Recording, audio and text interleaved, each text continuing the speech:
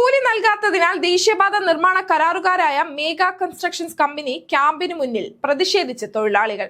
6 മാസമായി തൊഴിലാളികൾക്ക് ശമ്പളം ലഭിക്കുന്നില്ലെന്നാണ് പരാതി.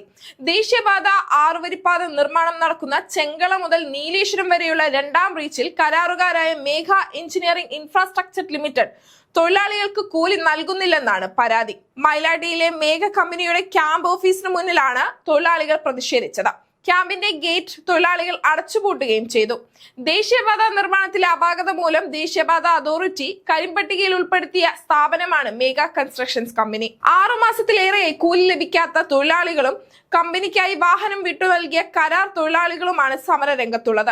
ഏജന്റുമാർക്കും സബ് ഏജന്റുമാർക്കും 100 കണക്കിന് വാഹനങ്ങൾക്കും മറ്റും മാസങ്ങളായി പണം നൽകുന്നില്ലെന്നാണ് പരാതി. 3 മാസങ്ങൾക്ക് മുമ്പ് കരാർ അവസാനിച്ച വാഹന ഉടമകൾക്ക് ഇനിയും കുടിശ്ശിക പൂർണ്ണമായും നൽകിയിട്ടില്ല. കുടിശ്ശികയ്ക്കായി തുക നൽകാൻ പറഞ്ഞ അവധി പലതവണ മാറ്റിയതോടെയാണ് പ്രതിഷേധം ശക്തമാക്കിയത്.